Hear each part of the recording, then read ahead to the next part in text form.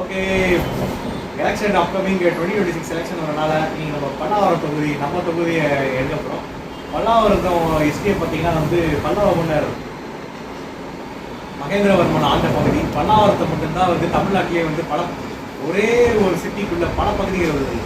பல்லாவரம், ஈசா பல்லாவரம், கட்டோன்மெண்ட் பல்லாவரம், ஜமீன் பல்லாவரம், அனைத்து பல்லாவரம் இருக்கும் ஒரே மாநிலம். எங்கேயும் மாநிலம் ப்ரீ ஹிஸ்ட்ரி பார்த்தீங்கன்னா 18th சென்ச்சுரியிலேருந்து இருக்குது.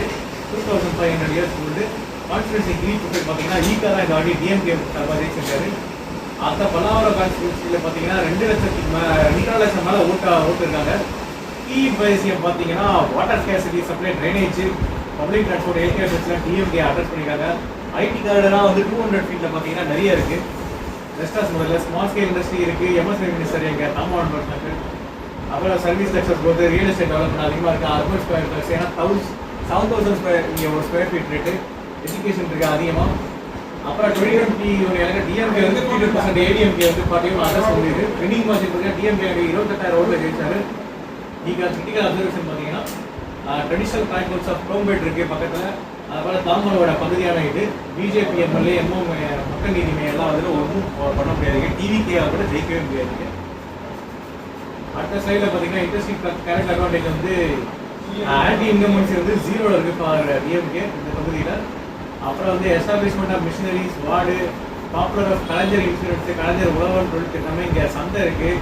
கலைஞரோட உழவர் சந்தை இருக்குது. எல்லாமே இருக்குது. இந்த இடத்துல உமன் அவுட்ரீச் வந்து அதிகமாக இருக்குங்க. உமன் ஆண்டர்பிரனர்ஸ் அதிகம், யூத் என்கேஜ்மெண்ட்ஸ், டிஎம்கே ஃபெசிலிட்டி அதிகம். பாசிட்டிவ் இண்டிகேட்டர்ஸ் பார்த்தீங்கன்னா projects of winding, school hospitals வந்து இங்கே ரொம்ப அதிகமாக இருக்குது. கவர்மெண்ட் கேப்ஸ் இங்கே எதுவுமே கிடையாது. இன்டர்னல் அசிஸ்டன்ட் வந்து ரிப்போர்ட் வந்து ரொம்ப காசு எல்லாம் நெக்லிஜிபிளாக இருக்குது.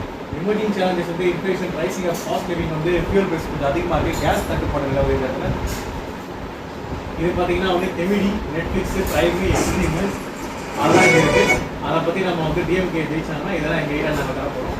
கிராஸ் ரூட்ஸ் பார்த்தீங்கன்னா mobilisation, revamping communities, alliance of building of negotiation, fragmentation, leaderships அதுவும் இருக்குது. அதாண்டி பிஜேபி, மக்கள் நீதி மையம், மற்ற இண்டிபெண்டன்ட் கேண்டிடேட்ஸ்லாம் வந்து பெரிய அளவு இங்கே வந்து இது பண்ண முடியல.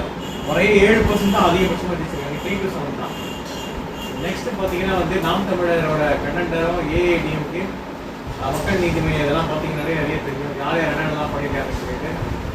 அடுத்தது நெக்ஸ்ட்டு பார்த்தீங்கன்னா single damage reports of youth candidate வந்து 18 to 35 இருக்காங்க. அதுவே இப்போ first time voters 35% youth voters இருக்குது. அதை டிஎம்கே வந்து எப்படியோ 30% முடிக்க காட்டிருக்காங்க. அன்டிசைஸ் தான் ரொம்ப முக்கியமானது. 45 அந்த 60% அதுக்கப்புறமா வந்து influence, grass root worker, social media influence, key influencers, Dalit community, urban middle class, local அனைத்தும் இருக்குது.